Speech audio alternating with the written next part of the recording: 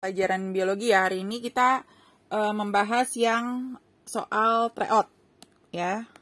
Membahas soal tryout. Nah, sekarang bisa lihat ya di layar ya soal tryout yang nomor 1. Ini ada gambar ya, dalam pengamatan literatur mempelajari beberapa gambar jamur berikut ya.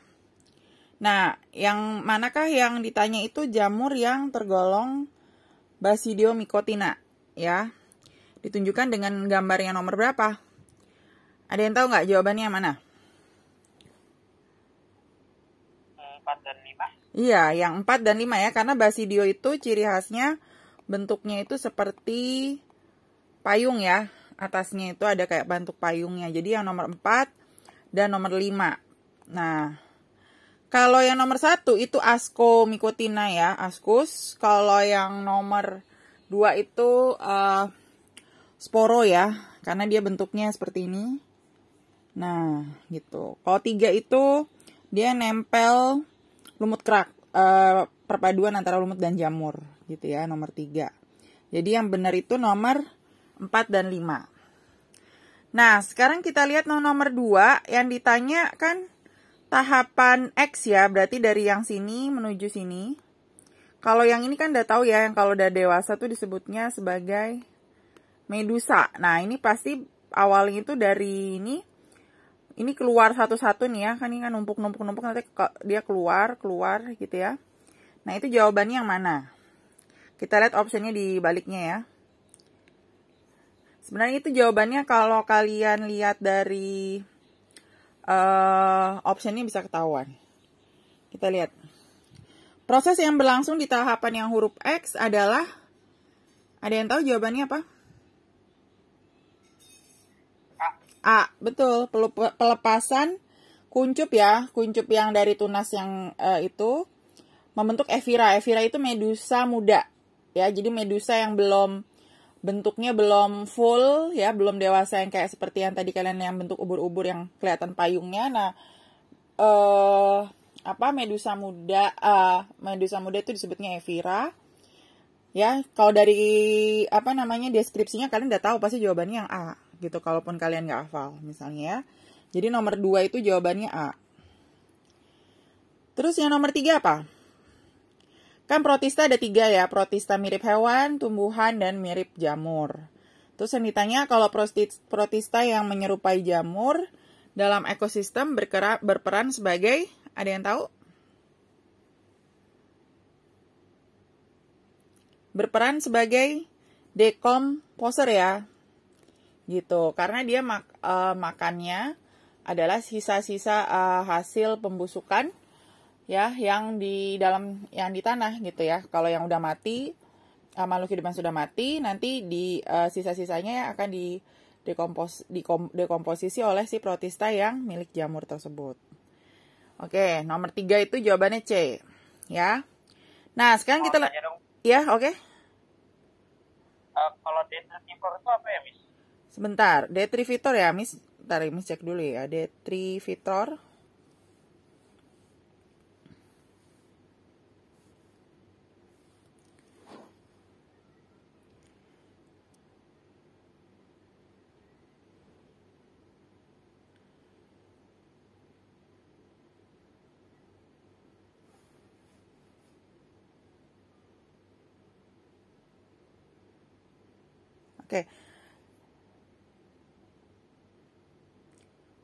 Oke, jadi kalau yang ini ya sebentar ya.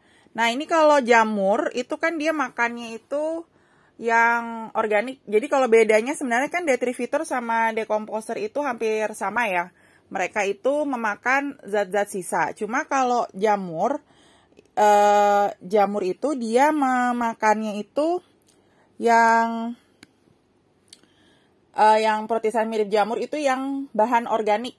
Yang kalau yang si detritivor itu sisa-sisa yang udah mati ya. Kalau si dekomposer itu dia yang bahan organik. Jadi yang ada di tanah tuh misalnya kayak daunnya yang jatuh, yang mati, itu kan yang organik pokoknya, yang ada C, H, sama O. Sedangkan kalau detritivor itu biasanya cacing Nah, itu kayak cacing itu contohnya kan, cacing di tanah itu ada yang membantu untuk yang nitrogen ya, nitrogen dalam tanah yang untuk tumbuhan, itu kan cacing. Nah, jadi kan kalau nitrogen, si N itu bukan termasuk yang organik ya, yang bahan kimia organik, yang itu disebutnya sebagai detritivor. Sedangkan kalau dekomposer itu yang organik gitu. Kalau yang detritivor itu yang nggak organik gitu ya. Biasa contohnya itu cacing. Yang disebut sebagai detritivor itu biasa cacing gitu. Nah, sekarang kalau lihat soal nomor 4, kalau soal nomor 4 ini kita lihat, diperhatikan ya soalnya itu kan jawabannya sebenarnya kan mirip semua. Cuma di sini kan statusnya di nomor 4 itu udah terjadi bencana, kayak udah ada banjir, udah ada tanah longsor dan lain sebagainya. Yang ditanya di soal itu adalah upaya yang tepat. Biasa soal yang kayak gini, pertanyaan gini, biasanya upaya yang tepat untuk mencegah gitu ya, atau satunya lagi upaya yang tepat untuk mengatasi permasalahan. Jadi masalahnya itu udah terjadi. Nah, kita harus mengatasinya selanjutnya gimana supaya tidak lebih parah gitu keadaannya. Nah, kalian pada jawabannya apa nih nomor 4?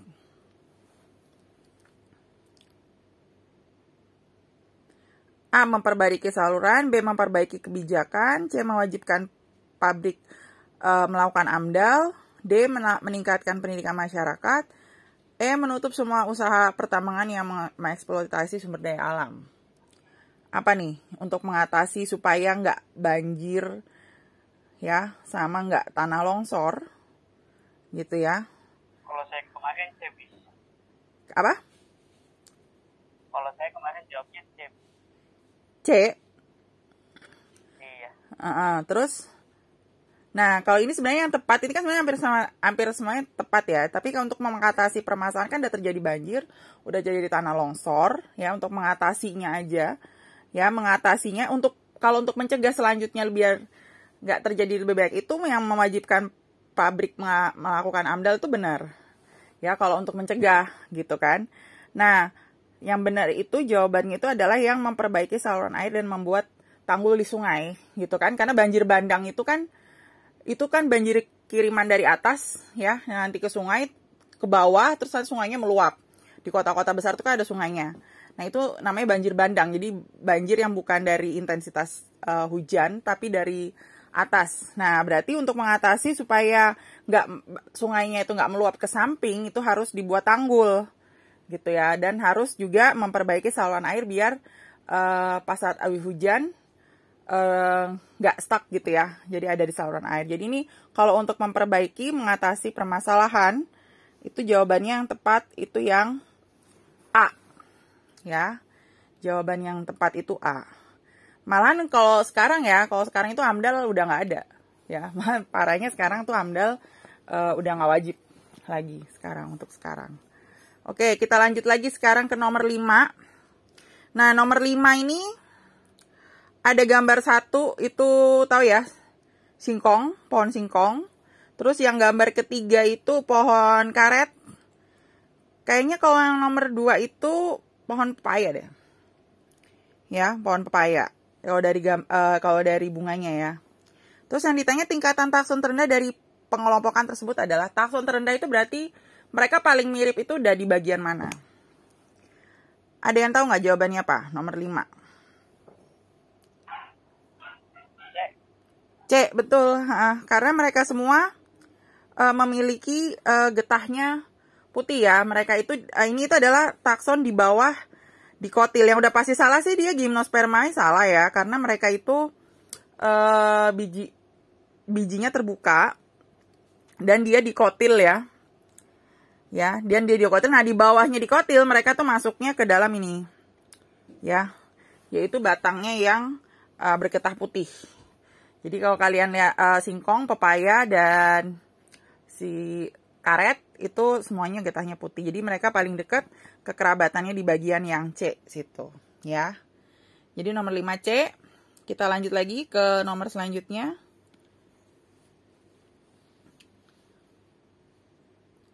Oke. Kita lanjut ke nomor selanjutnya di sini. Ini ada gambar apa nih? kalajengking, terus lebah ya.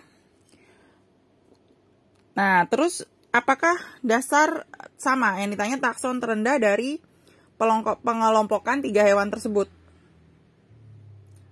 Ya. Apa? Takson terendah. Mereka itu bertiga masuk ke dalam arthropoda, ya. Nah, ciri khas dari arthropoda adalah dia itu memiliki kaki yang beruas-ruas. Ini juga ada kaki ya, cuma kakinya kecil-kecil. Nah, itu di kakinya itu ada ruasnya. Ini ruas tuh kayak gini. Nah, ya, jadi ada berbuku-buku atau beruas-ruas. Jadi, kalau arthropoda ini dua-duanya ada arthropoda, tapi arti dari arthropoda itu ciri khasnya adalah di bagian kaki yang beruas-ruas. Nih, B jawabannya. Ya. Nah, sekarang kita lanjut ke nomor 7. Nomor 7 ada seorang yang mengamati mikroorganisme bersel satu, gerak bebas, soliter, berarti sendiri ya. Sendiri itu berarti dia beneran cuma nggak ada berkelompok. Membran inti tanpa jelas, sitoplasmanya bening tanpa warna, dan tidak ada dinding dinding selulosanya atau dinding selnya. Berarti kalau udah nggak ada dinding itu udah pasti dia bukan tumbuhan, ya, bukan protista mirip tumbuhan. Dan ciri khas di sini adalah bergerak bebas, soliter. Nah, kalian apa jawabannya tuh?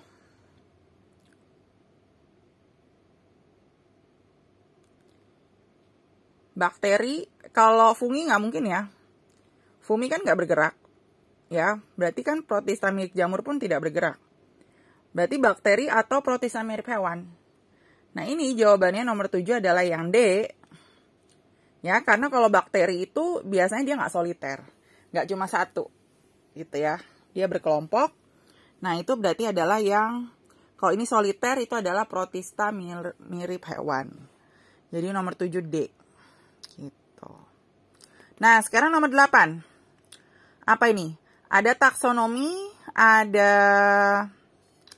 anatomi dan fisiologi tumbuhan.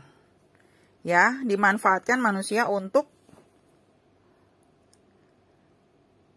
ada yang jawab apa? Nomor 8. Kalian kemarin jawabnya apa? Saya B. Memperoleh taman. Nah, ini kalau perkawinan silang, ini dia butuh yang lebih tinggi lagi ya. Butuh hereditas. Ya, butuh nggak cuma taksonomi, anatomi, dan fisiologi. Terus memproduksi yang bernilai gizi tinggi, itu juga dia butuh yang kayak saya genetikanya. Nah, ini sederhana sebenarnya. Akta cuma taksonomi, anatomi, dan fisiologi. Itu adalah yang D, mengembangkan industri jamu sebagai alternatif dari obat-obatan.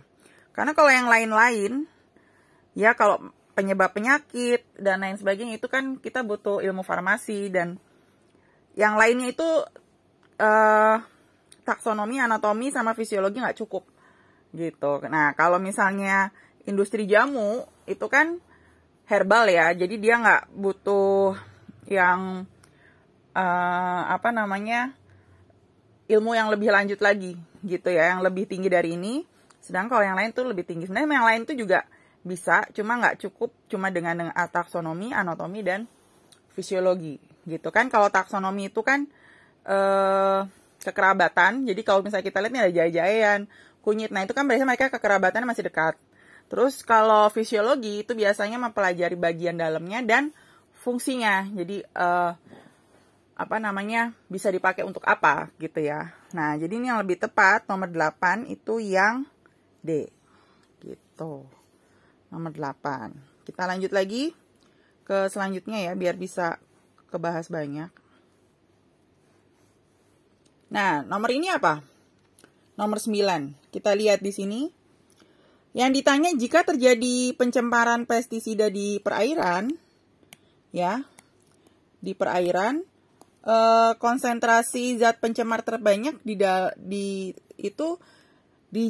terdapat di mana? Gitu. Jadi kalau ada pencemaran pestisida di perairan, siapa yang akan terakumulasi limbah pencemarnya itu berdasarkan rantai atau jaring-jaring makanan ini? Apa kalian jawabannya ini? CM. Yang mana? Iya betul. Jadi pasti yang terakumulasi paling banyak adalah di hewan yang dia tingkat konsumennya paling tinggi, paling tinggi ya. Konsumen yang paling tinggi kan konsumen 1 berarti dia memakan produsen dan seterusnya. Jadi kan awalnya yang paling rendah pasti yang di fitoplankton. Dia kan fitoplankton makan cuma yang ada di dalam air. Terus selanjutnya dimakan ini, dimakan sini. Nah yang paling ujung kan kalau lumba-lumba masih setara dengan si hiu. Tapi si lumba-lumba bisa dimakan oleh paus pemakan lumba-lumba. Nah berarti kan yang paling tinggi itu adalah si yang paus ya. Karena dia paling nggak ada predatornya gitu ya untuk si paus makan lumba-lumba. Berarti benar konsentrasi zat pencemar paling banyak adalah di yang pemakan lumba-lumba yang E ya. Nah jadi jawabannya yang E, alasannya karena dia yang paling tinggi. Berarti dia udah terakumulasi terus ya. Semuanya kan pasti minum sesuatu dari si perairan. Semakin dia makan yang makan dari yang banyak ya, dari sebelum-sebelumnya yang pernah makan A, makan B, makan C, makan D, makan E. Berarti yang E itu kan ibaratnya kayak dia makan dari A sampai D. Berarti dia pasti yang mengalami akumulasi yang terbanyak gitu. Jadi 9 betul jawabannya E. Nah nomor 10. Ini ada gambar ya. Gambarnya tuh ini adalah gambar yang ditanya gerak fleksi. Nah fleksi itu yang di gambar ini. Kan ada 2 kalau di lengan ya, yaitu fleksi dan ekstensi. Fleksi itu menekuk, ekstensi itu memperpanjang gitu ya. Kalau kamu rentangin lengannya lurus, nah itu disebutnya ekstensi. Nah ini dia mintanya yang fleksi, yaitu yang menekuk. Masih ingat nggak? Kalau yang menekuk berarti siapa yang kontraksi, siapa yang relaksasi. Sebenarnya kamu bisa lihat dari gambar ini. Kontraksi itu kan berarti ototnya membesar dong ya. Karena dia yang bekerja. Sifatnya bisep dan trisep itu antagonis alias berlawanan. Berarti satu nggak boleh kontraksi dua-duanya. Pasti salah satu kontraksi, salah satu relaksasi. Apa jawabannya? Nomor 10.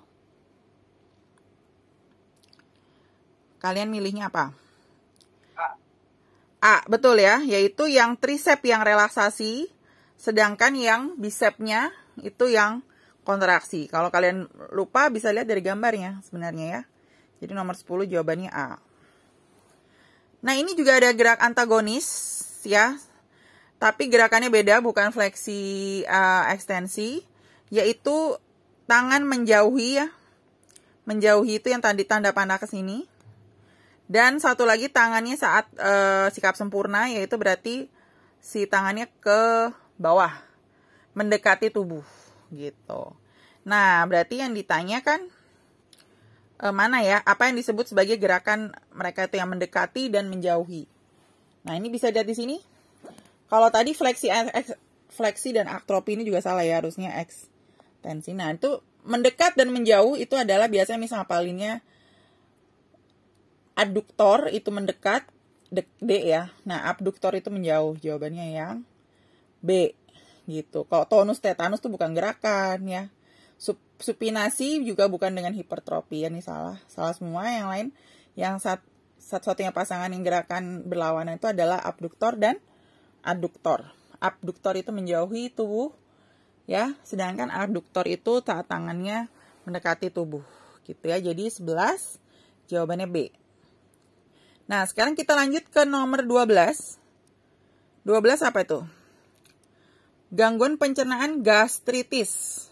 Ada yang tahu gastritis itu di bagian apa? Tenggorokan, hati, lambung, usus. Yang mana? Gastritis itu adalah kelainan saat gastritis apa? Lambung. 3. Iya, lambung. Betul. Berarti yang 3 ya. Betul, yang 3. Gastritis itu penyakit di bagian lambung. Nah, lanjut lagi nomor 13. Masih tentang kontraksi ya. Tapi pada proses pernapasan otot antar tulang rusuk. Gitu ya. Kalau tulang rusuk, kalau dia kontraksi alias terangkat ke depan, ya, itu berarti rongga dadanya saat dia terangkat, volumenya membesar kan, volume dadanya membesar. Nah, saat volume membesar, itu tekanannya mengecil.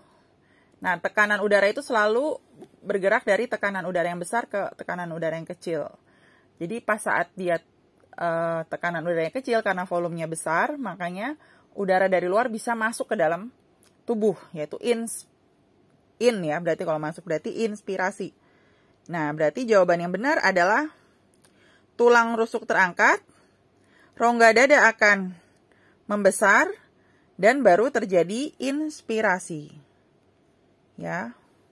Kalau diafragma itu hubungannya bukan dengan otot antar tulang rusuk, tapi otot perut. Ya, bukan otot tulang rusuk. Nah, jawabannya 13A. Kalau misalnya kenapa salah kalau tulang rusuknya mengendur?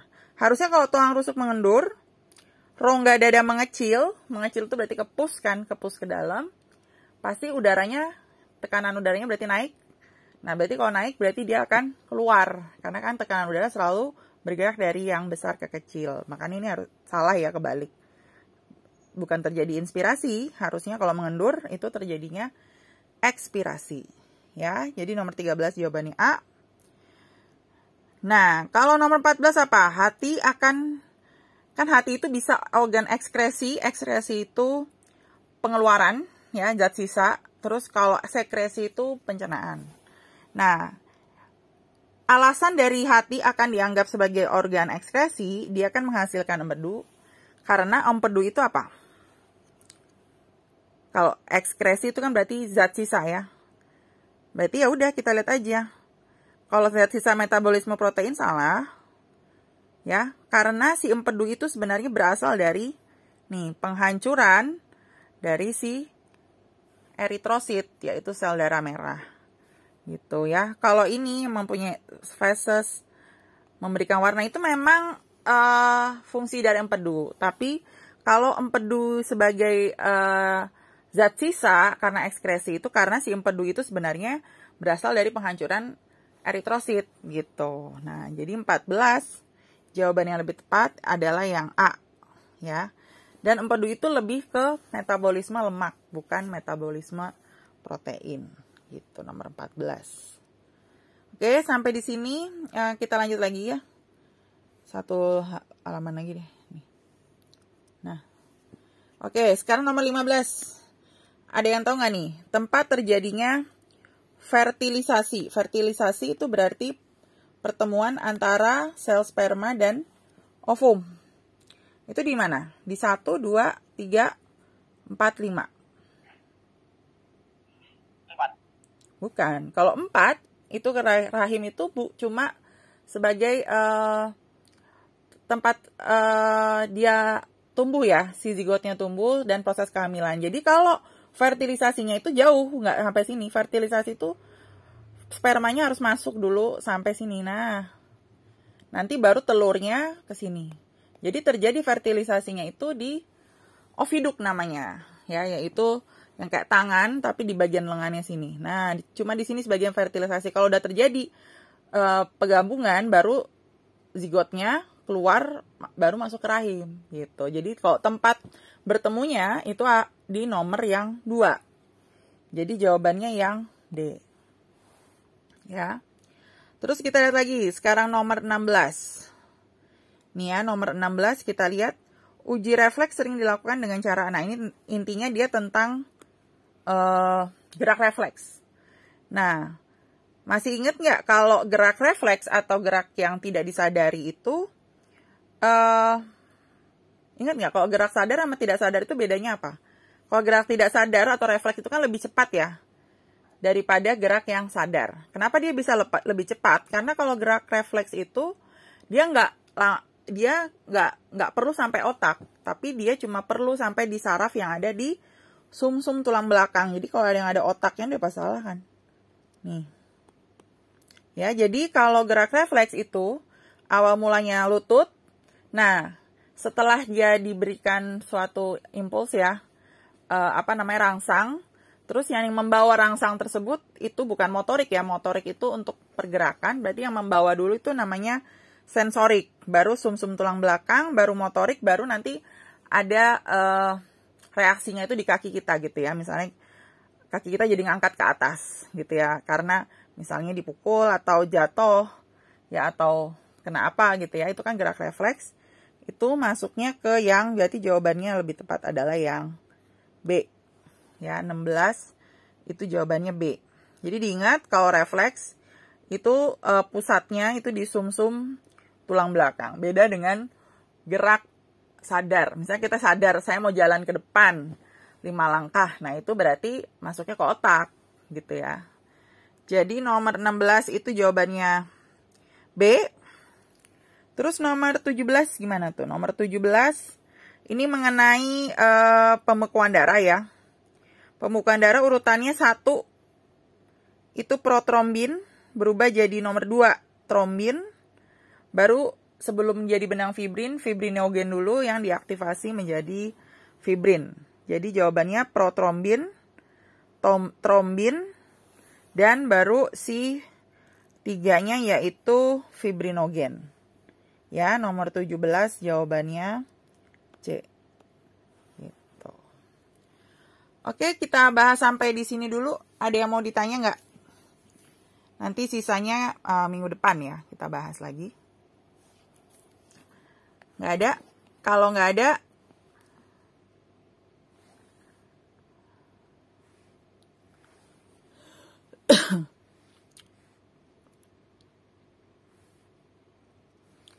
oke, kalau nggak ada berarti sampai di sini dulu ya. Udah miss absen. Berarti hari ini sampai nomor 17, sisanya berarti di minggu depan gitu ya. Jadi sampai di sini dulu. Selamat siang semua.